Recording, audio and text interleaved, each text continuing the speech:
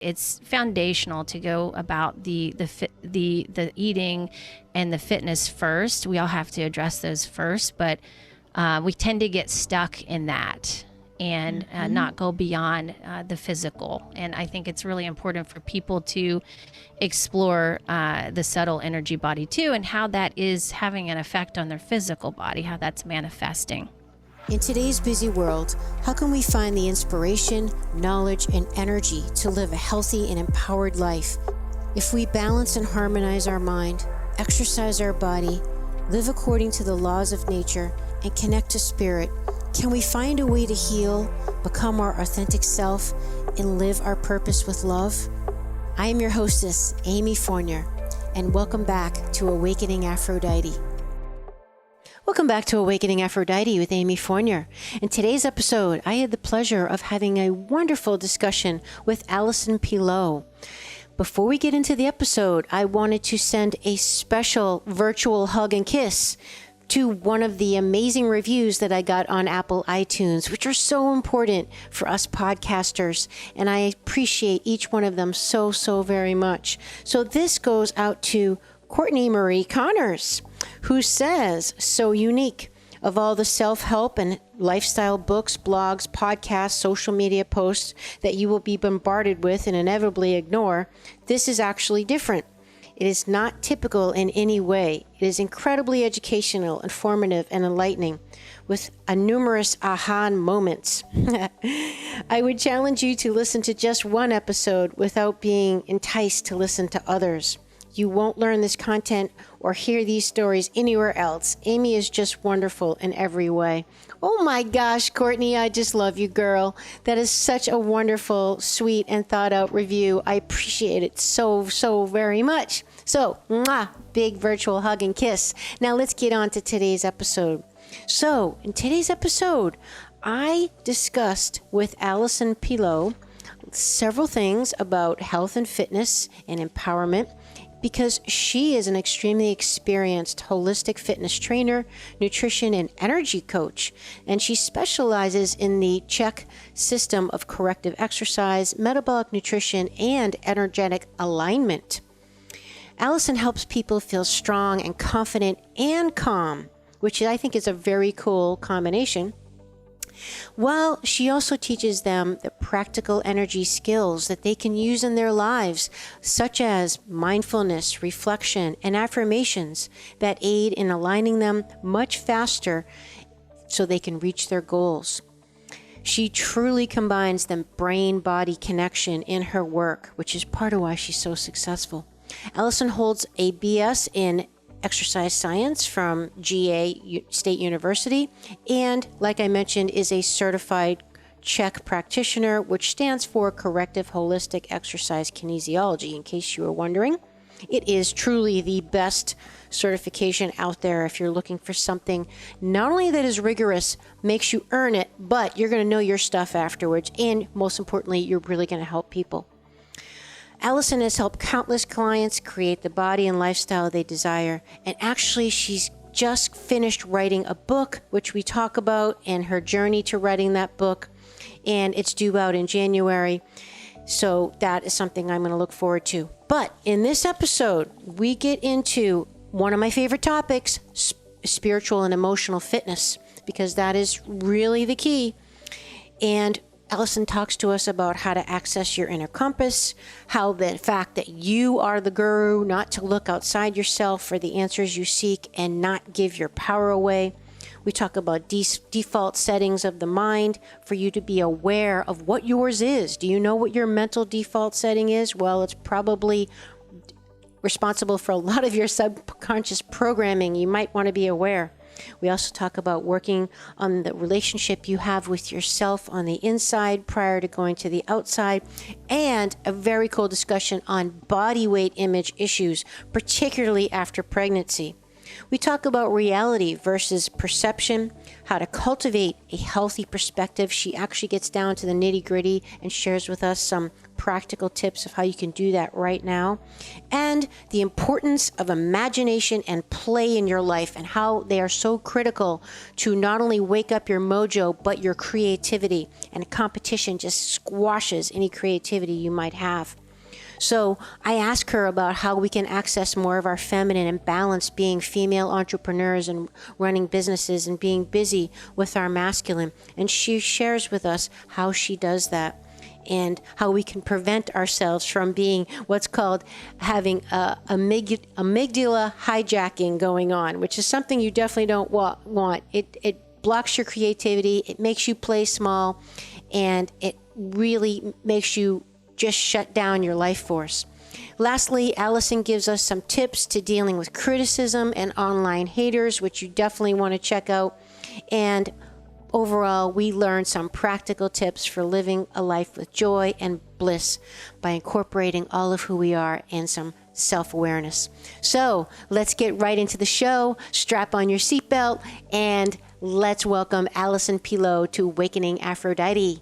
Allison, welcome to Awakening Aphrodite. Thank you, Amy. I'm so excited to be here. Thanks for having me on. Where are you located, Allison? I'm located in Portland, Oregon. Ah, beautiful. Yeah. And now, did you grow up there? I didn't. Actually, I grew up in Atlanta, Georgia. That's okay. Where I lived most of my life, and then just have lived in Portland, Oregon for the past 7 or 8 years, I believe. Yeah. Mm-hmm. Mm-hmm. And what brought you out to Oregon?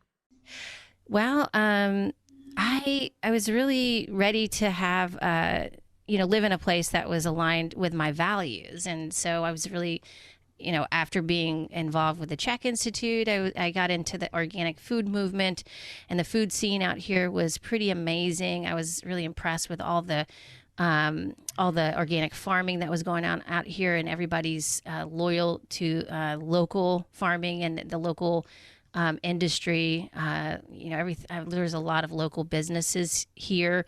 Some of them have gone away after the past year and a half, but for the most part, the local economy is very strong in Portland, and as well as there's so many things to do here. You can go to the mountains, the coast, tons of hikes, really great exposure to nature.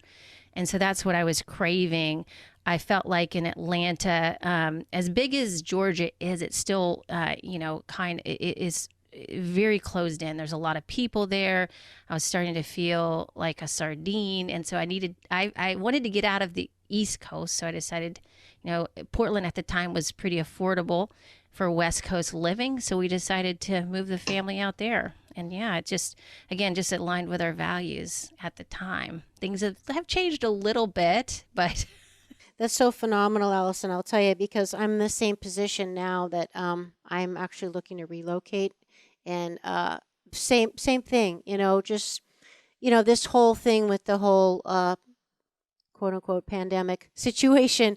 I feel like the good that's coming out of it is the great awakening, and it's caused a lot of people to really reevaluate how they're living, what's important, what is true, what is not true, and what I'm doing with my life.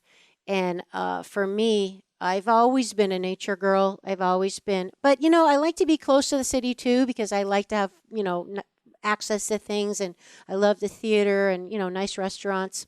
But most important to me is definitely communing with nature, being in nature.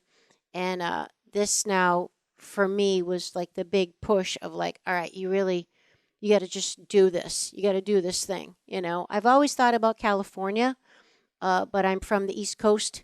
And that's like a big deal to move way across the country. You're not just like a quick plane flight away, the time zone change, all that. But it's funny because I got that right in the forefront for me right now is the possibility of relocating and all that will entail. Yeah, it is a big move, and the culture is very different. And are you from Massachusetts originally. Yes, originally, which is really weird because no one ever guesses it, and I don't either. I always say I'm the missing zygote. Like I was just like the baby dropped out of the sky by accident because I fell out of the basket. I wasn't supposed to be put there. Yeah, I don't That's really. what I feel like about Atlanta You too. do? Yeah, I feel the exact same. Yeah. I Yeah. was like, how did I end up here? What the Uh-huh. heck? So, Uh-huh. yeah. Yeah, it's funny. So tell us about you. Obviously, I mentioned it in the intro, but how would you like to describe yourself to our audience? As far as my career goes, I've been a holistic personal trainer, nutritional lifestyle coach for some time now. Mhm.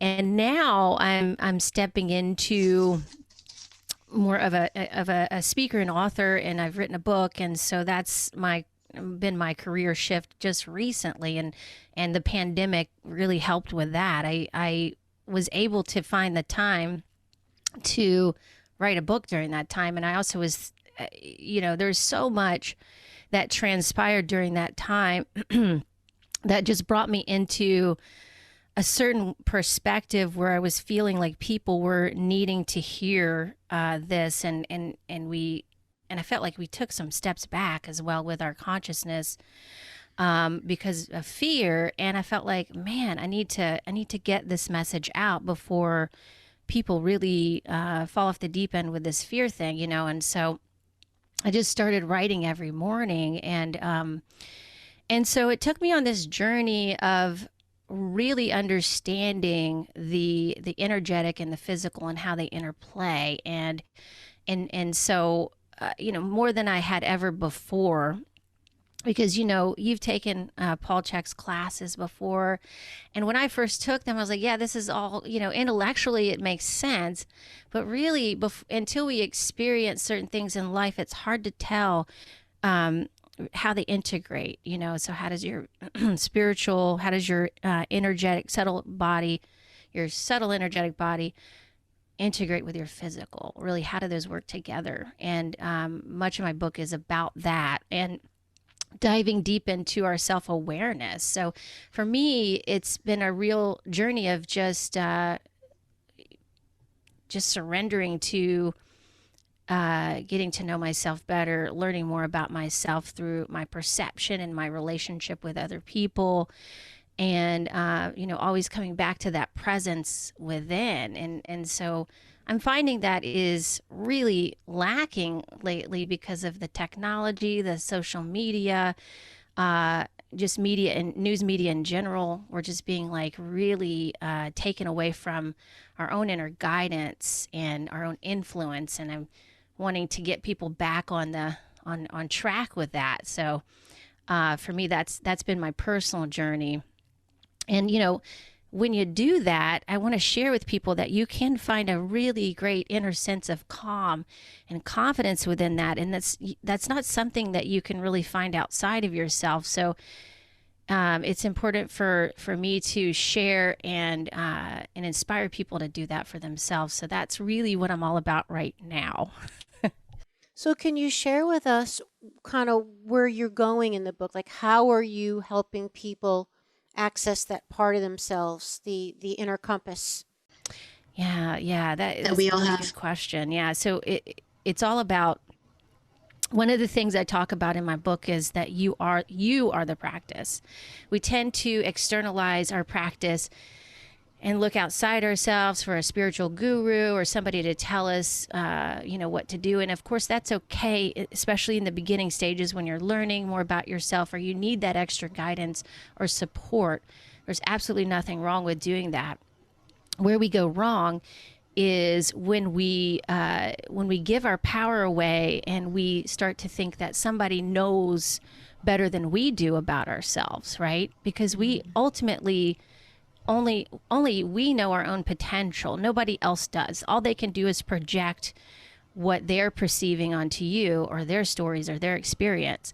What I realized was that what is unique about you is your experiences, is your perspective, it's your energy, it's your essence, it's what you're here to do. So your desires, it's all of that.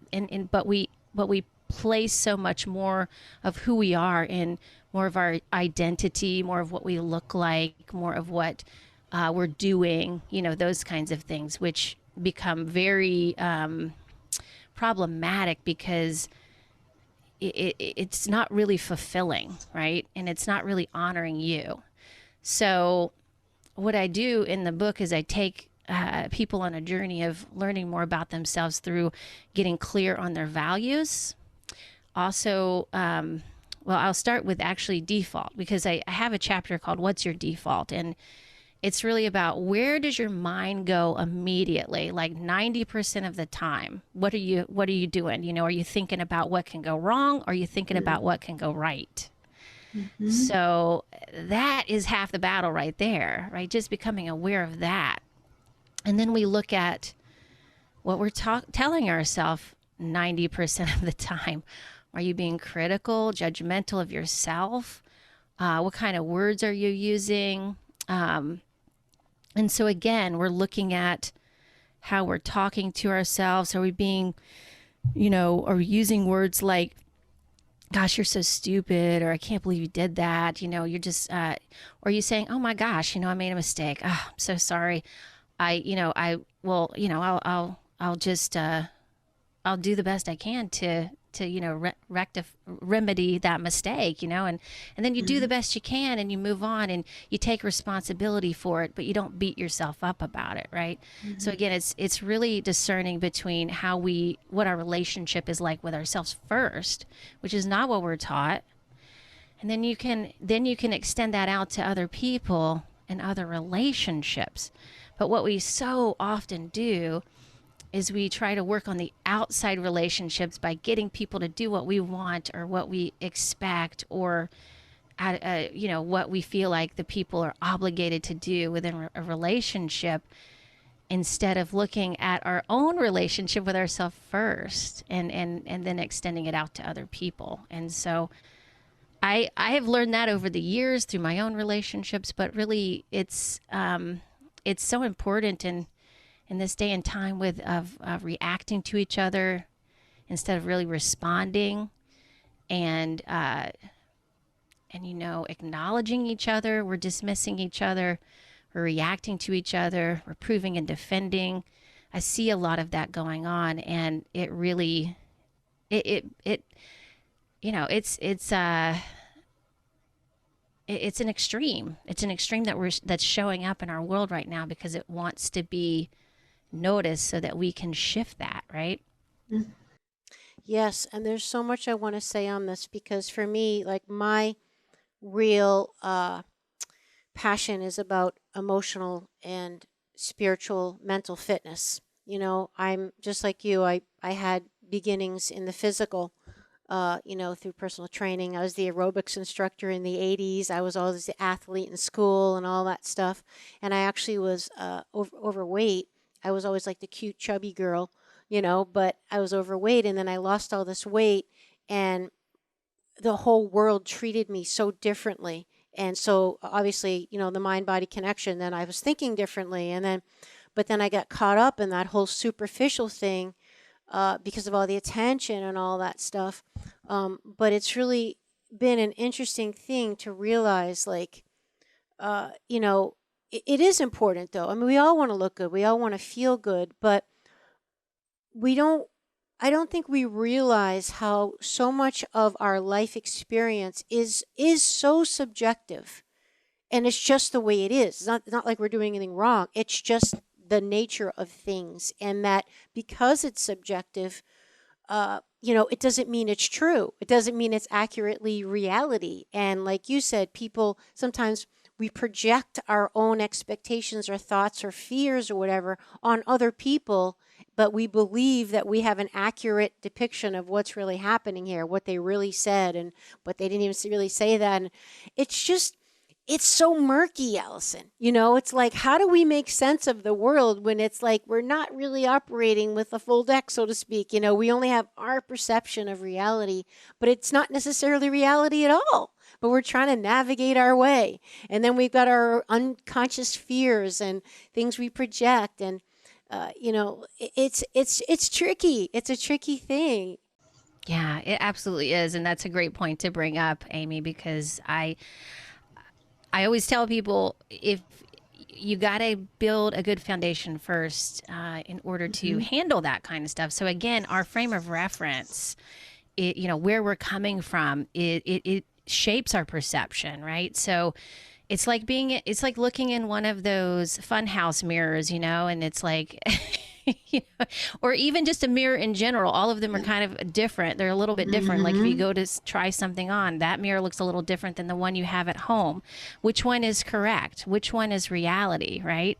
I've thought about this because of body image stuff. I feel terrible sometimes when I look at myself in a mirror I've been in the past, like when I was really, I go back a little bit. When I was pregnant and then after kids and having to get my body, back into shape, I went through this awkward phase of like, oh my God, because I was an athlete, I was a gymnast for so long and very, very used to being in control of my body and being really fit. And then when I was, after pregnancy, that was just not the case anymore. And all of a sudden I had this distended belly and I was like, oh my gosh, what do I do with this? And it really bothered me for a long time. And, but the point I'm making here is that when I would go to, it still happens every once in a while, but that I remember, what I'm going to share is that, I'll go to these fitting rooms and the mirror would make me look like, I'm like, gosh, am I really that? Did I gain some weight? Do I really look like that? Like I don't really like what I'm seeing, And then I'd go to a different mirror later and I'd see something different. Oh, this is nice. Wow, I'm looking good today. I'm buying this mirror. Yeah, seriously. And then I started to occur to me, like, how much am I just responding to these different distortions of reality in the moment? Like, why is this bringing up such an emotional charge within me when it might not even be a true reflection of what I actually look like, But yet I'm getting emotionally attached to this, right? And so I'm like, that's so silly. Why don't I just take the one that I look really good in and let's go with that one and let's agree that that's my reality, So it's again like going back to the default thing. It's like, what's your default? What is the harm in looking at the glass half full, right? Like what would be so bad about that? But yet we're trained to look at all the glass half empty, like what's going to go wrong? When's the other shoe going to drop? Like I got to be ready for this. And so, yes, you can, and I'm not saying to deny reality, you can also, be in reality and see the potential in it, without having to look at the doom and gloom of it. That's just what we've been taught. And, for good reason. I mean, it's been passed down from generation to generation. It's a survival mode thing, understandably, so it's understandable why we would go back to that, especially when we're in some kind of a crisis. But it's not really serving you when you're looking at your body and you're thinking, oh my God, I look terrible, and you're saying all these terrible things to you. It's like those little things that are happening that are building up to your self-perception and then how you're extending that out into the world. So that's going to be skewed. But what I want to come back to is getting your healthy perspective comes from eating healthy, comes from exercising your body. It comes from getting mental stimulation as well. Using your imagination, which we don't talk about a whole lot either. It's very important, and also just playing, So we have to have all those components in place, especially now more than ever. I've heard so many people tell me they felt like a caged animal, which is a very, very much a learned helplessness state to be in.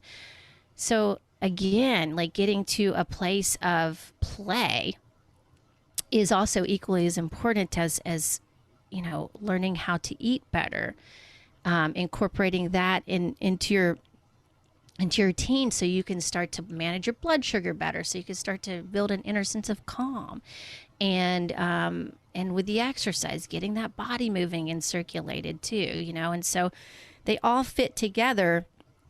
to build this healthy foundation for you to have a healthy perspective. Because again, your perspective being off is an indication that your health is off, right?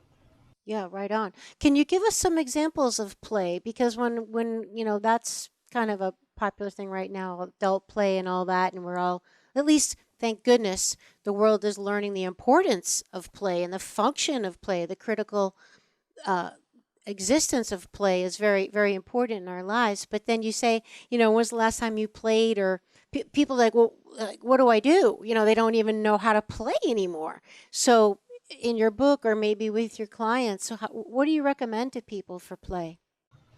Well, first I would just want to acknowledge how challenging it's been the past couple of years, because it's been a very conditional thing, like you can only do this if you're wearing a mask or you're getting vaccinated or whatever it is, so like, so now we have conditions for play, right? But you don't have to always, go under, we don't have to always follow the conditions, right? But again, just being aware of that is really important, to know, like, are you following conditions to play, or are you just letting yourself play, Are you allowing yourself to do that? And even before this past couple of years, we did still have conditions like, oh, I can't play until I get all this work done. I can't play until, I get to this point, or I have to do all these other things before I can play, And so it's just, you don't have to do that. You can just play right now, and play can be a lot of, it can take on a lot of different kinds of expressions. It can take on through through singing. It can take on through dance. You can take it on through dancing. I do a lot of impromptu dancing in my kitchen when I'm cooking, singing too. You're just really just taking on playing to me is just taking on an energy, and playing with that energy, right? So, if you want to, become something, just start playing around with that energy. So for example, you want to become an entertainer, you want to become a comedian or something like that, just start doing it in your everyday life, with people that you come across. You can do it on your own. Just start taking on the energy of humor, take on the energy of entertainment. It doesn't have to be like, I've got to do all this stuff to get ready for that. You can just start doing it now. So play can come in many different forms. It can also come in the form of art. So what do you love to do? And I think people have, no, I don't think, I know people have a really hard time playing, but they not only have a hard time with that, they have a hard time also with imagining what they really want to do, like we have not, it goes back to school, right? Our school days when we were taught creativity was like, only for artists or musicians or people who were born to do that, right? But really, or art class, art class, that class, only for art class, nothing exactly. else, right? We can't be creative in any other, places in our life. But really, the reality of it is that we can be creative at any point in our life. Anything. You can be creative when you're talking to somebody. You can be creative in your movement. You can be creative in any expression you'd like to have. You can be creative with art as well. There's so many different expressions of art.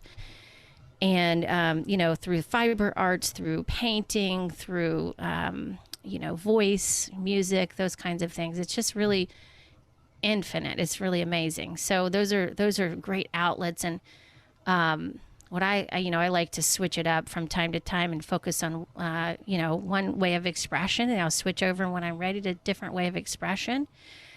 And but first, my personal hurdle was really getting to a place where I could imagine, something I really wanted to do, because I had I call it like using your imagination muscle. You have to train it just like anything else. Yeah. And we just don't. And I think I would say, especially this past 2 years, we there's this term called amygdala hijack. And it's when your brain goes like into a fight or flight mode and you have almost like blinders on, right? It gets stimulated through fear. And there was a book called, I believe it's called Emotional Intelligence, is where that term came from. And so many people have been in that. And so, but when you're in that kind of mode, in a fight or flight or survival mode, you're not able to be creative, right? It's not going to happen. So, therefore, we got to get ourselves out of that survival mode in more of a calm place to be creative. And my advice would be just to start imagining possibilities first. You can write them out. You can meditate on them. The sky's the limit. It really doesn't matter. I remember when I first started really working my imagination muscle, I put limits on myself around it. And I was like, why am I doing this? Why is this so hard to imagine something I really want? And I realized it was because I was putting myself into this small box of reality. I wanted to stay safe. I didn't want to go outside that box because I was like, I want to limit, I didn't want to like put myself out there, I didn't want to mess up. I didn't want to look stupid, or be judged. And that's a totally normal thing for most people. But what that does is it stifles our creativity. It stifles our gifts that we are meant to share with the world. It stifles our true essence, really who we are, by playing small. And, again, we all have our timing on that when we're ready to play bigger. But my best advice to my clients, especially as it relates to their body, and if they're trying to go through a change, like what you described, you have to use your imagination to visualize a new body, right? A new way of being, a new energy. So the energy that you're taking on has to be different than what you left behind. Right. And I think to your point, it's definitely taps into like Maslow's hierarchy of needs, though. And you, as you mentioned, that, we can't really be that creative and have that strong access to the sense of play and feeling that imagination when we don't have our basic survival needs met. If you're in pain, if you have like chronic back pain, there's nothing more distracting than pain. Like, forget it. And even if you are probably like me, like how many times have you heard people say, I eat a really good diet, but, it's like, well, then you're not, you know what I mean? Like, that's what I say. Like, if you're not getting the results you want, you have to have an open mind to do it a different way because something's not working. Are you on any medications? Are you overweight? Can you sleep?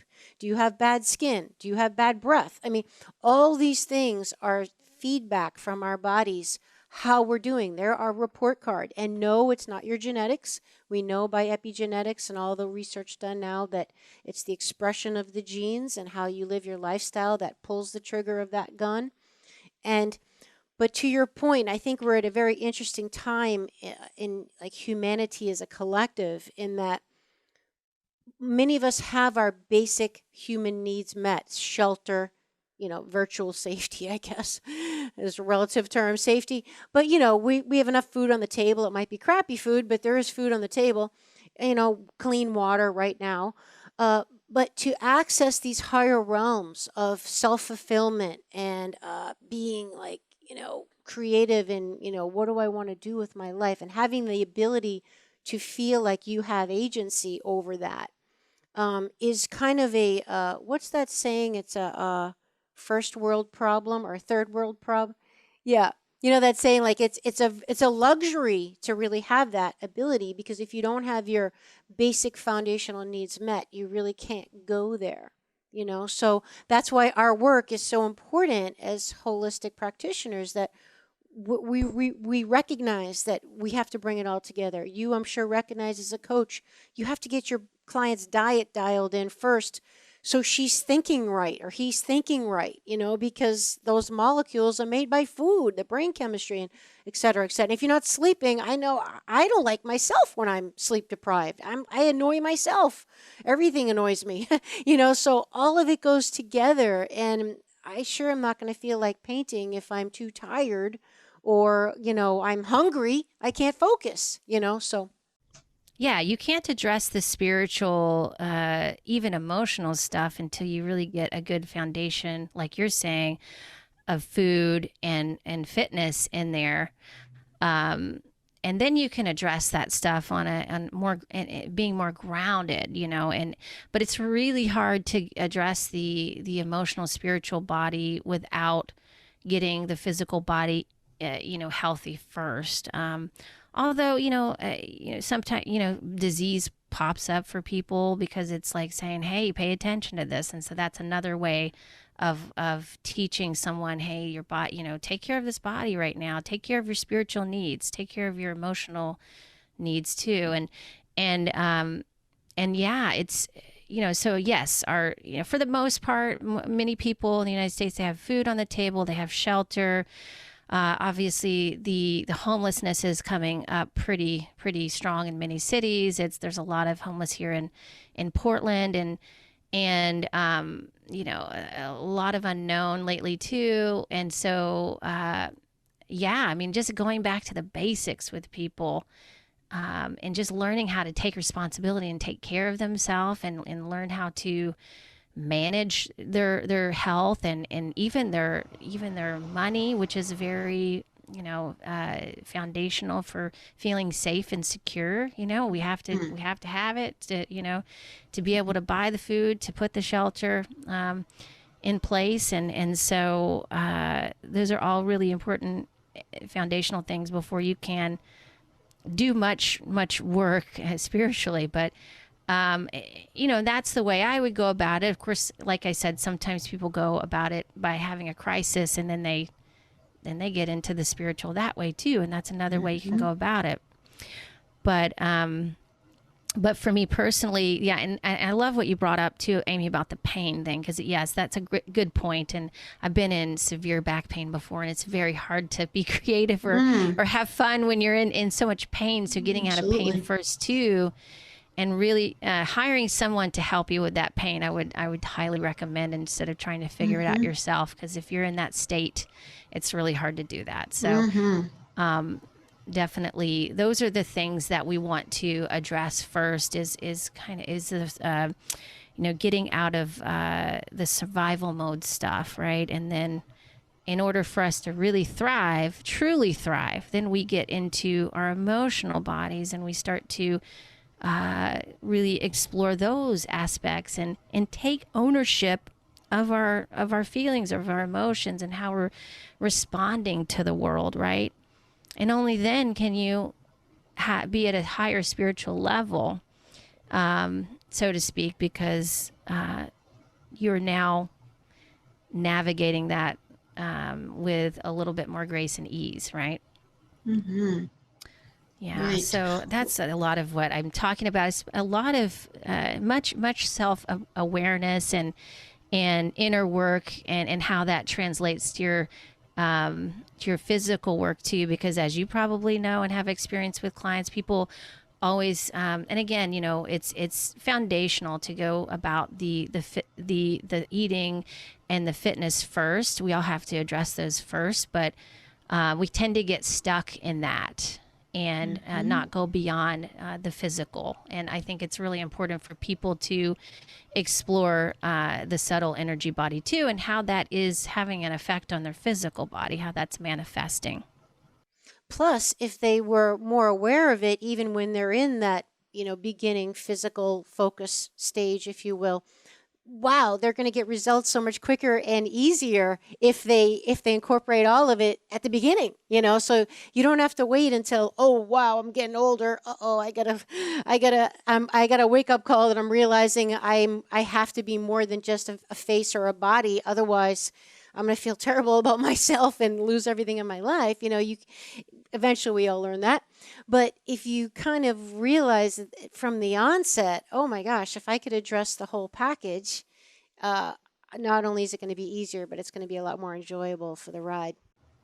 Yeah, and even beyond that, you start to learn how to live live a life of joy and bliss, and come at it from a place of, wow, I don't know if I agree with that person, but man, I so appreciate their perspective and where they're coming from, and oh my God, like I've just recently hit this point in my life where I'm becoming more of the observer and really enjoying it. Like that's, I could tell. Yeah, my feminine is strong right now. I like feel really good in the feminine, which again, like I've been mostly, getting through life with the masculine and pushing through and hustling and doing all these things. And then I was like, wow, this is really not working for me anymore. And so I've become, like I said, the observer. And what I'm noticing is I'm appreciating people, again, even if I don't like, I'm like, oh, that doesn't really resonate with me. Like, that's not how I would go about it, or really what, but I appreciate them so much for bringing that perspective to the table, or having that talent, or having that gift, because I don't want to do that. There you go. So they're doing the work for me. And I'm like, great, that's really amazing, because that comes in handy, Even people who are so-called bad, like are triggering people right now, they're triggering you. So see what comes up there. See what is that telling you about yourself? Yeah, so because ultimately, and again, we have all, I'm sure many of your guests probably have heard this before if they've been in the spiritual realm for a while. But it truly, we are all, there's a oneness there, right? So we're really just seeing ourselves and parts of ourselves in other people, but it's all just you. And so that's why I go back to saying you are the practice. Sometimes it's though very hard to acknowledge or experience that, because it's so real. Like it's so real. Like I think I'm talking to Amy, but I'm really talking to myself, And so same for you. So if we can start to, because like I see so much, there's so much meanness going on right now between people, and even just in media, just like with this whole, like, I don't know if I could bring this up on your show. I feel like you just had a show about the vax thing, but no, please. I'm noticing open conversation. Okay, good. So absolutely. Well, I'm just noticing this this level of there's no compassion, I feel like, for either side in some ways. So there's people saying there's no compassion for people who have had adverse reactions, or have had people that they love have terrible reactions to the vaccine. And then there's also no compassion for people who have been vaxxed and feel like that was the right decision for them. And so there's this separation and this real just hatred for animosity for each other. Yes. And I've never seen anything like this before. I had a really, for me, the wake up call was when my son, he was 18 months at the time. He had the MMR vaccine, and he had seizures afterwards. And then I was like, and I didn't know anything about this back then. And so it was a shock to me. And, then I experienced the doctors lying to me. Lied about what? Well, so he had the seizures, and we said, we had gotten a sheet of paper. This was a week after he got the vaccine. He started throwing up. He started having diarrhea and throwing up at the same time, and had a high fever. And then he started having seizures right after that. And so the paper that they give you, it will give you after the vaccine, it'll give you, it'll say, okay, 1 in 14,000 will have this afterwards, right? And it was to a T exactly what happened to him. I was like, surely this was the vaccine. This it says it on the paper. It's right here. And my pediatrician said, oh, no, it's not the vaccine. I think he has epilepsy. And I was like, really?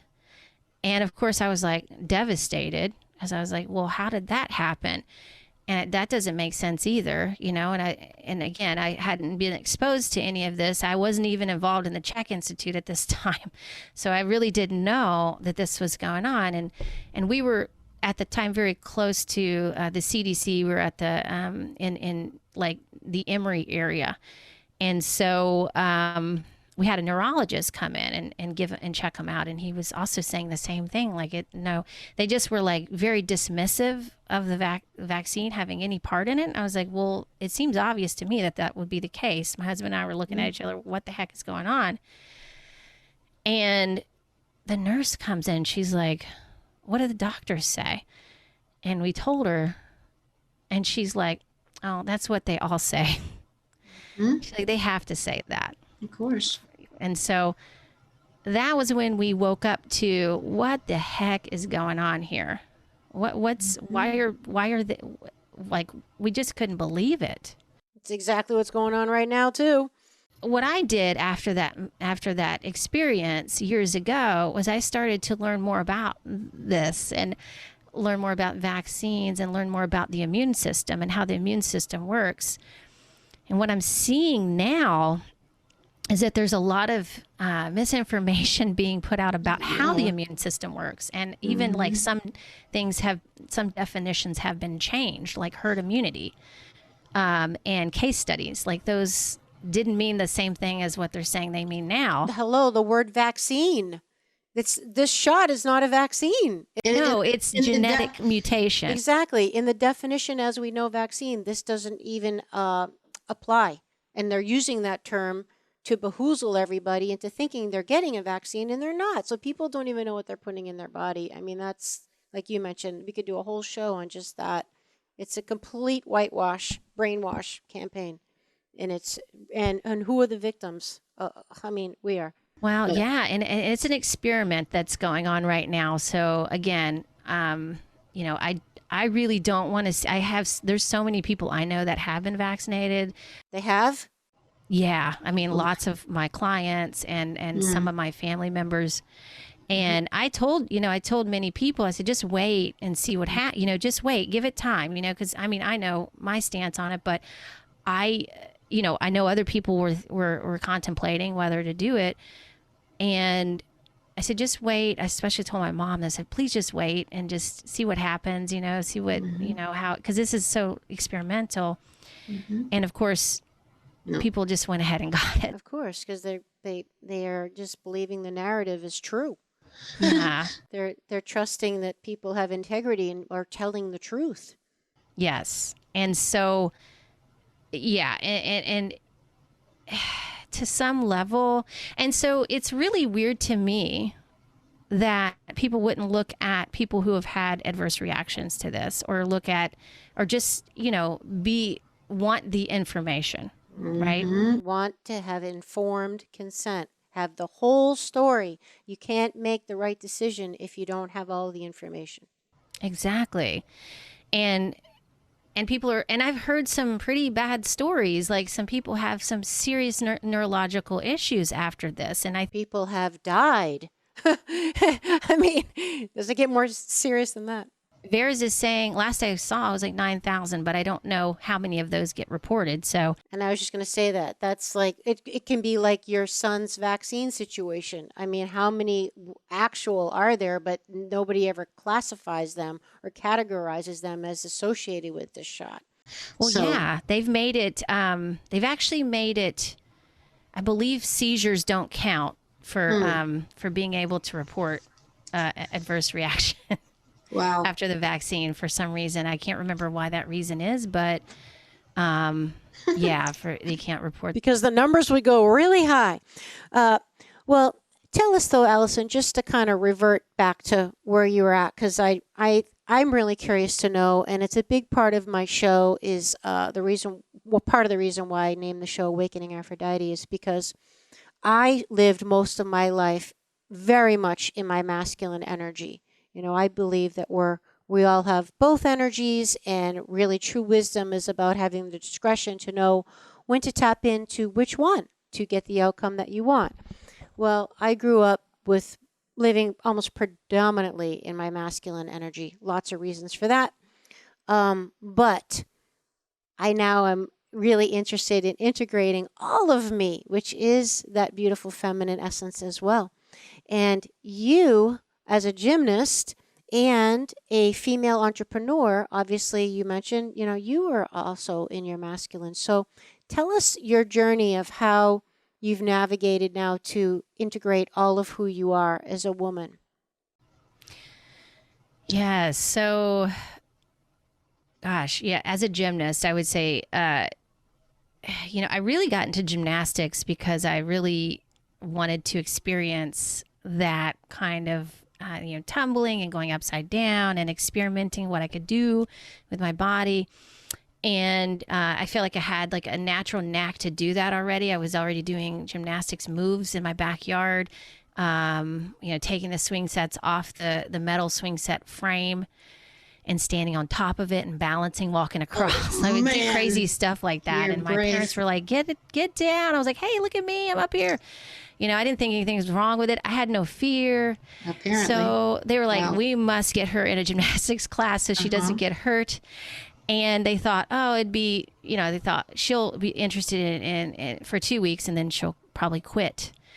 Well, I ended up doing it from the age of 5 until 21, and I did college gymnastics as well.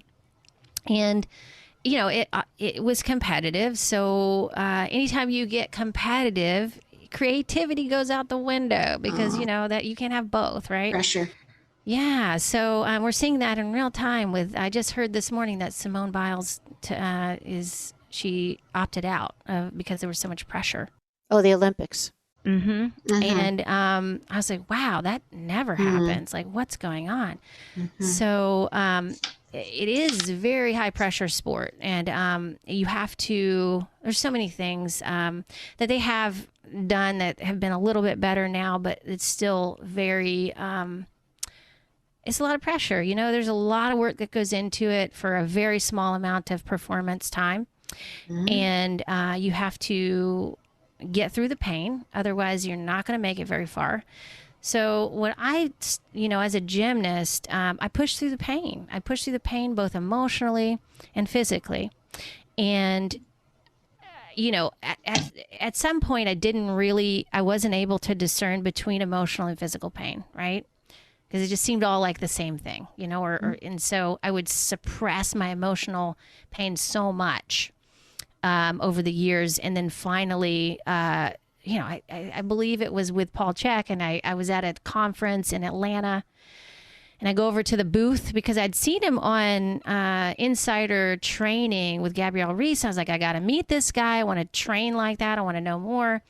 And so I go to his booth. He's like, nobody's there. I'm like, for whatever reason, like that's not ever, usually there's a crowd of people around.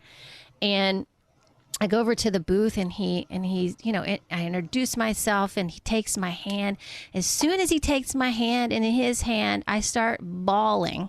Oh, no. Really? Wow. Yes, I just start, this emotion He's probably used to it. Me. He's probably used to it. I mean, I think he wasn't surprised. And he told me that, he said, I'm going to be really successful. And at that time, I was taken aback by that. And I was like, oh my God, like, really? Like, I couldn't believe that myself.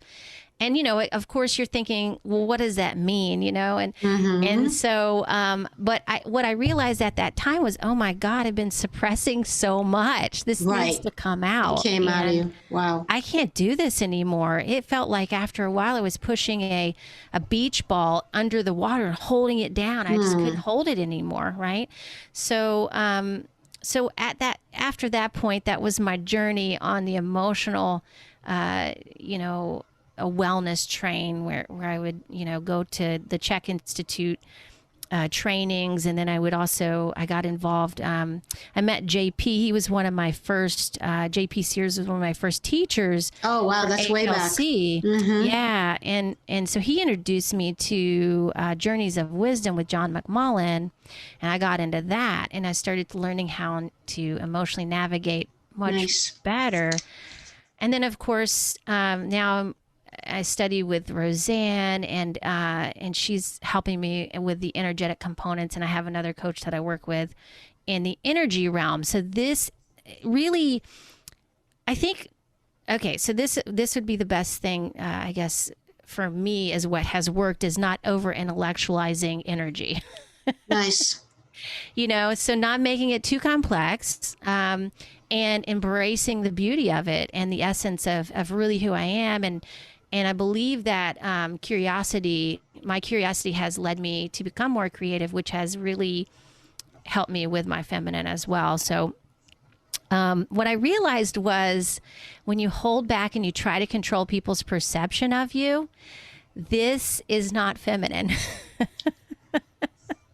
Well, yeah. You are feminine when you are when you're being spontaneous, when you're having fun, when you're playing, when you're letting people witness you in a joyful, blissful state. Because ultimately we all have that in us, right? It's not just women, we all have it.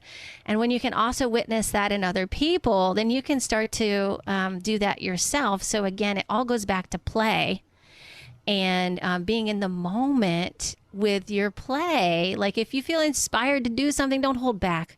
Do it. If you want to sing in the grocery store for a quick second, do it. See what happens. Life can be performance art. You can just see how people respond and you can have fun with that. It's like, let's stop judging ourselves so much and criticizing for stuff that just really doesn't matter, and if you look at it, because what I learned was I was looking at people who do these kinds of things and I was like, people love that, I love it. I love seeing that, someone being spontaneous and just doing a quick impromptu dance or singing or something. Like, I wish I could do that. Like, I can do that. So, right, there you go. Exactly. So I always had this like vision or this dream of people like being at the grocery store and we all just like do this. This song comes on, we all just start dancing together, so it's just like that. I feel like is, symbolic of life. Like we just all need to just not take life so seriously, right? Stop taking life so seriously and like, have fun in every moment that you possibly can. Laugh, sing, dance, do those kinds of things. That will get you back in your feminine. You're going to start noticing more beauty in the world. You're going to start noticing more beauty in other people.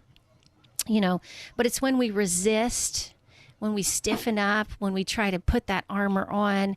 And, it's not to say don't set boundaries, certainly do.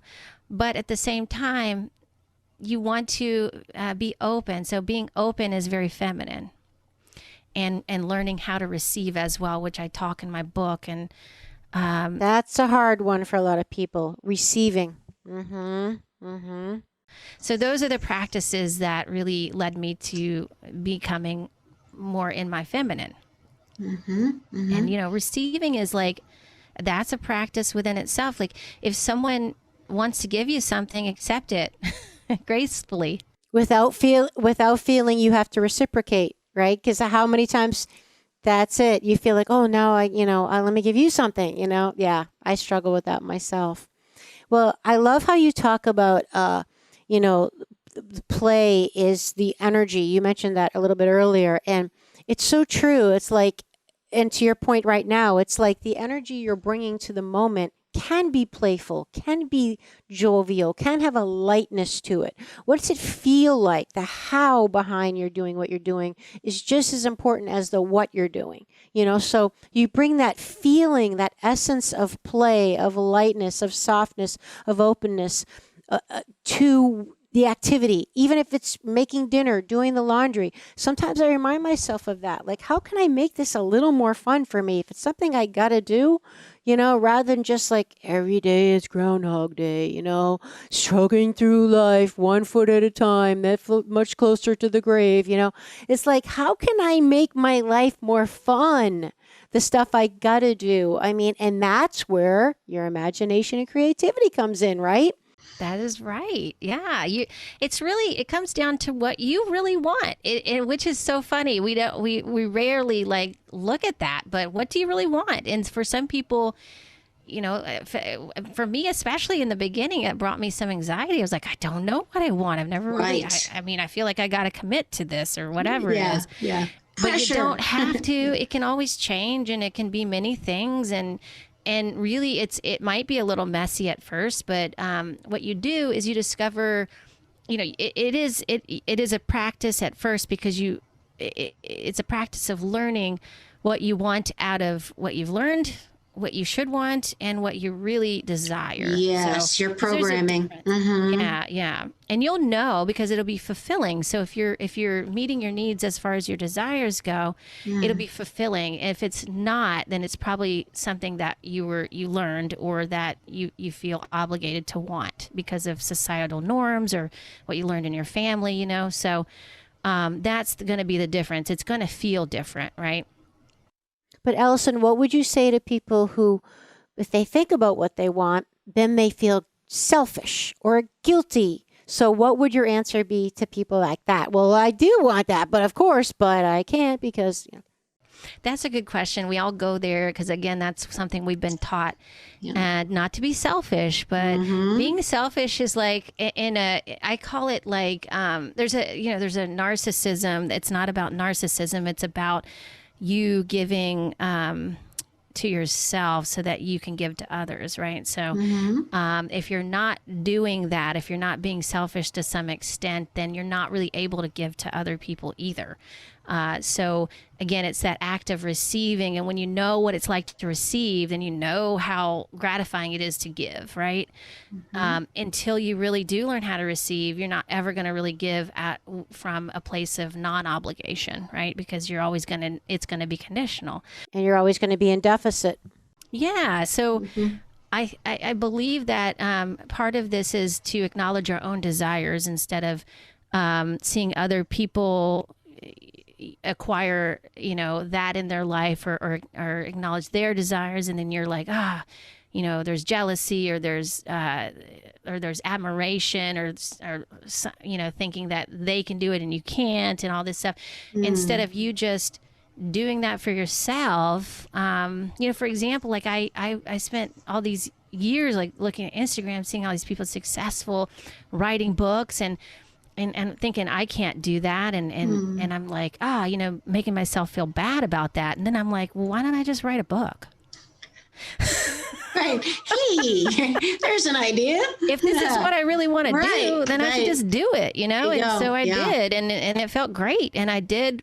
And it was a desire for me, and to get that. And there was much more than just writing a book. It was like getting that out, so I could share it with other people, and just an expression. It was just an expression of me. So again, most of the time our desires are really meant to be expressions, like that we want to come out, right? It's our soul. Yep. It can be in the form of material goods too, and that's fine. But ultimately, there's some kind of deeper purpose there, where you want to, for me, like being seen and heard, but I had to do that for myself first, right?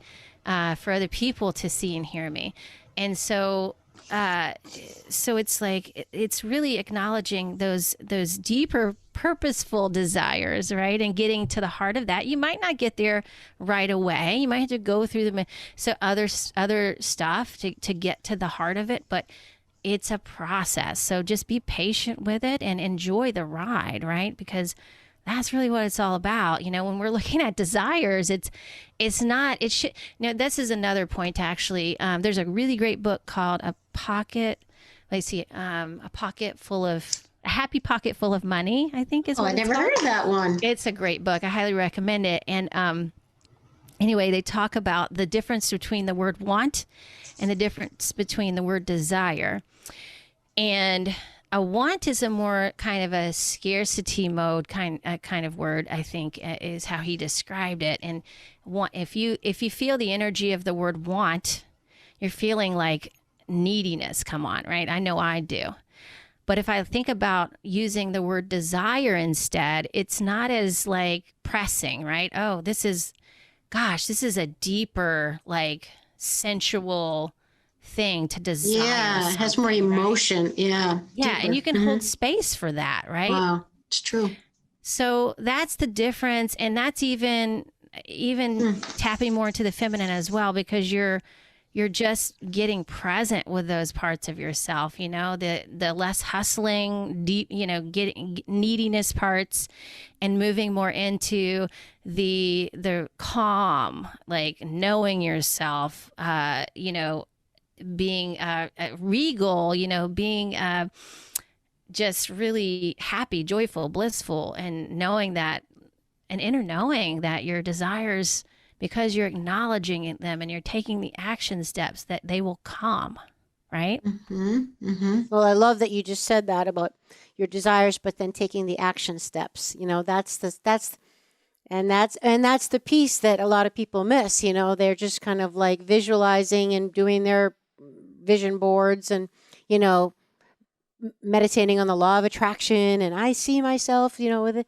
But it's like, the Quaker saying, pray and move your feet. You've got to do both, right? You can't just do one. I know, like I did this too. Like my teacher, one of my coaches that I hired to help me with my speaking career, he's like, well, ultimately you got to just speak. You just got to go speak. There you go. Yeah.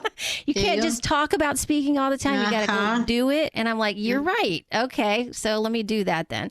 So so it's like, there's a lot of becoming, but then you have to acknowledge, okay, I have become, Now the doing.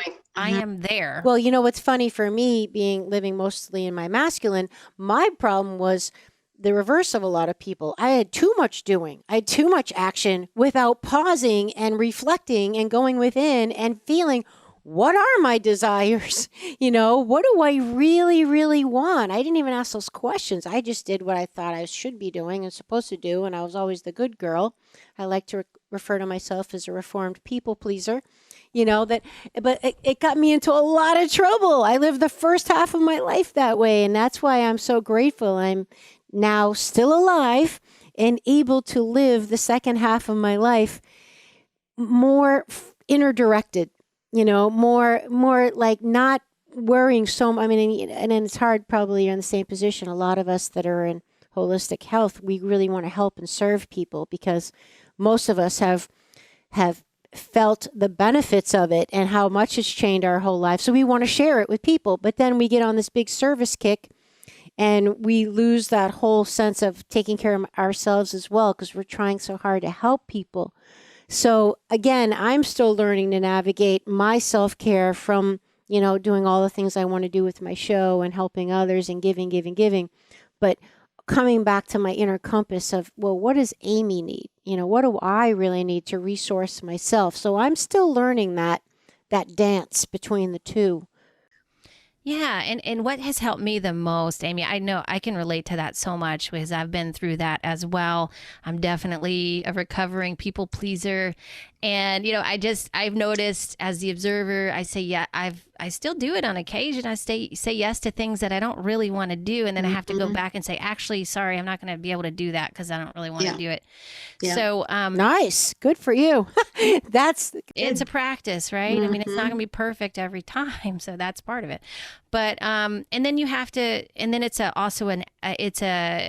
practice of being okay with how people perceive you. That's really tough, right? Mm-hmm. So, but yeah, I think that, I think the majority of people are doers and they do exactly that. They just keep doing things because that's what they've been taught. Not enough reflection, more projection and more automatic pilot. Yeah, totally. Mm-hmm. Automatic pilot. Therefore you're not feeling, right? You're not feeling, really your own inner guidance and really what you do desire and where you want to go. And so we just end up doing things that our family did or we think we're supposed to do. And then we're like, we end up thinking, well, what's wrong? There's something missing. Right. Mm. So, I think that one of the biggest things, going back to what, some techniques I could share, even just like for me, I've been loving getting into voice. And so for me, I had this desire to be heard and to be seen because I was so like, I remember somebody telling me one time, one of my guests said something about she got uncomfortable when her dog would stare at her. And I'm like, that was me. Like, I would feel uncomfortable, because I'd always do this like thing where I can't really explain it. Maybe you can relate to this, but like, try to don't see me, like, just listen to me, and I'm going to try to divert your attention and not really see who I am. Right. And so I do this song and dance. And then finally I was like, what is going on here? Why didn't I want people to just see me? Because I was trying to be too perfect, and I wanted people not to judge me and think I was stupid or silly or weird. And then I'm like, well, actually I am weird. And sometimes I can be a little, dumb blonde, but like my husband kind of likes that, and so it's because it's spontaneous. And I'm like, why don't I just embrace these shadow parts and not worry about it so much, and see how people respond? And it was really great. And so, so I just went with it, and it's been so much better, and it got me into the voice. And I've been working on slowing my pace down in my voice too, because I noticed that was a technique I would use, especially when I first started podcasting. Talk really fast. And the faster you talk, the less people listen to you, the more they drone you out, what I've learned over the years. If you talk slow and you take a breath in between, low and slow with your breath, then people tend to pay attention. It's like, what's coming next, right? Mm-hmm. They're like, oh, they're on the edge of their seat. And this is the mark of a good storyteller, right? It, captivates people. It magnetizes you. You want to know more. So this is like what I started working on, and it feels really good, because then actually people are like tuning into you. They're tuning into your energy. And I'm at a point now where that's okay. I feel safe enough to be able to do that. So just even that little thing, just changing the pace of how I speak and breathing between the sentences, has been a game changer as far as that goes, right? Well, I'm in big trouble then. I don't say that I don't talk fast sometimes. I still do gosh. It. But it's going back and forth, to practice. It's a practice, just like anything, Yeah. Wow. That's so That's funny. been really helpful for me, though, as far as being seen, and heard, and it makes it just more comfortable. And again, if I'm in a room full of people and they're on their phone, looking at their phones, I'm still going to do the same thing. It's just like, it's the Allison show, so whatever. You can either watch or not. There you go. Fine. Share show. I love it. Well, I will say too, and I know we're getting toward the end here, but you said a very important word, is you felt safe. And the feeling of safety is the number one requirement for mental emotional health, is we have to feel safe. We have to feel safe in order to feel our feelings. A lot of people don't go there. They do something I call creative distraction, just keeping themselves so damn busy that they don't have to go in and feel, but because they don't feel safe to feel their feelings for whatever reason. They might not feel like they have the ability to handle them. They don't have the resources to deal with them, or whatever the situation might be. They might not be in a situation where it is physically or emotionally safe to feel feelings at all. But I'm so grateful that you mentioned that part of your process was you got to the point where you felt safe in order to have your voice heard, in order to be seen, because we all need that strong foundation in who we are as ourselves to shine our light. Otherwise, we're afraid of what we're going to attract, right? We're afraid we don't have the wherewithal to withstand the criticism, the judgment, the misunderstanding, the misperception. You need to have that foundation in yourself. And it's one I'm still struggling with myself.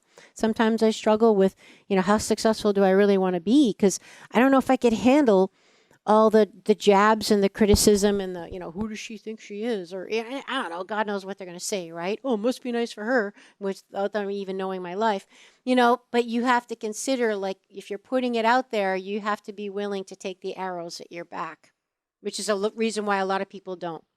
That's a really good point. And the way I like to look at that, because I used to think that too more often than not, and that's what stifled me as well. And I realized that, again, it's that default thing. Like, are you looking at it? Are you looking at all the people that you can inspire and help as in sharing your essence as a gift? Because it is a gift to everybody. Or are you looking at it as, something that's going to be judged and criticized? It's like, I would rather look at it as a gift. This is, you do with it what people do with your gift is their responsibility. It's not my responsibility. There you go. It's not at all. I'm sharing my gift with you. You do with it whatever you would like. It's the same with the giving and receiving thing. Like, you're giving someone a gift, they can either throw it away and say, what a shitty gift, or they can say, wow, this is amazing. Thank you so much. It's the difference between people who know how to appreciate something and they know how to not appreciate. You can't control that. So I would just suggest to focus on what you would like to focus on. And in my case, I would more like to focus on the people who I'm giving the gift who would appreciate it more so. I love that, Allison. That is brilliant. I love it. I'm going to use that myself, and very sage advice. Amazing. Allison, this has been incredible. Gosh, I have more and more things I wanted to talk to you about. I'm going to have you back On the Well, show. you can have me back when my book comes out, which is going to be in January. I was going to ask you about that. So please tell us the title. Oh, January now. Okay. Tell us the title. Tell us about the book. And Well, it's called Finally Thriving, and Nice. it's all about what we've been talking about. Really, it's about it's your guide to empowered wellness. So, I'm empowering you in a way that's going to be unstoppable, basically. So and again, this is a gift from me to you. And you do with it what you like. I'm giving you all the stuff that's worked for me, for my clients, that my experiences and my perceptions, and you get to do with it what you would like to. This is not like I'm telling you exactly the steps to do everything. This is you to create your own journey. And there's also some writing prompts in there. There's ways of interacting and integrating it into your life, and so it's a very creative process. It's like taking the curiosity, taking your own curiosity for your health, and turning it into a creative process. Like, really, because I think that's what our fitness should be about, is a creative process, because that's what we're doing. Our life is a creative process. So why not make fitness that too, well, geez, that's a whole nother discussion we're going to have to talk about, because nobody ever thinks of fitness as a creative process. I mean, that's like kind of a means to an end, if you will, to be healthy or stay in shape or whatever, right? We don't think it. And how cool. I mean, talk about open up the barricades of imagination. If I could think of, like, how can I be creative? How fun that, fitness becomes a whole new feeling. Absolutely. Absolutely. I love that idea. Allison, how can people find you? Well, you can find me at my website, pureenergypdx.com. I have Instagram, pureenergypdx as well. And that way, if you get on Instagram and follow me there, you can also get on my newsletter, which will give you updates and when the book comes out. That's going to be the best way to know exactly when it comes out. And let's see, I have a podcast too, which is called Integrate Yourself. And, that's a really great way to, I have some amazing guests on there. We explore the consciousness, metaphysical, fitness, nutrition, all kinds of things as it relates to health. And again, I'm bringing the aspect of creativity in health, and how, creative expression is really important, and looking at our health more creatively, because it's been so boring. So why don't we just open that up a bit, I love that idea. I mean, as from someone that's been in the industry more than half my life, I mean, I just love that idea. It brings a little novelty to the whole game, Let's start having fun again with it, and start making it about results. And I love it. Not that results aren't important, of course they are, but it's again, with anything that you do in life, it's going to be a long-term thing. So why not make it fun? Yeah, enjoy the journey, not just the destination. Allison, you're making me want to move to Oregon, and just so we can be friends. I know. I want to do that. We got to come together in person at some point soon, for sure. Absolutely. Absolutely. And we definitely have to have you back on the show when that book is ready. You better hit me up. I know the audience is going to want to hear all about it too. All right. Well, thank you so very much for being on the show. Oh, you're welcome. Thank you so much, Amy. It was a pleasure. Okay, and thanks for listening, everybody. If you enjoyed the show, you know what to do. Check out Allison, all her places you can find her, Instagram, and get on her newsletter so you can hear about her new book coming out soon. And please write a review. I would very much appreciate it. Until next time, everybody, have a great rest of your day or night. Would you like to support my mission to help empower people all over the world to be all of who they truly are? If so, please subscribe to the show, leave a review on iTunes, and share it with a friend. And if you're looking to take immediate action to align your energy and optimize your health, visit amyfournier.com. Thanks for listening to Awakening Aphrodite. Let's awaken her together in you. I'm your hostess, Amy Fournier, and I already can't wait to be with you again and for you to hear what I have planned for the next show. Thanks for listening to Awakening Aphrodite with Amy Fournier. To learn more about Amy, check out her website, amyfournier.com. That's AMYFOURNIER.com.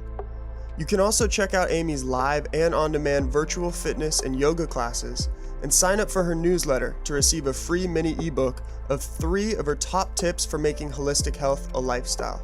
Again, that's amyfournier.com, and get your ebook sent to your email immediately. Connect with Amy on the daily on Instagram at FitAmyTV, FitAmyTV, and watch many of the podcast episodes and subtopic clips on her YouTube channel, which is also FitAmyTV. Enjoy, and we'll see you next time on Awakening Aphrodite.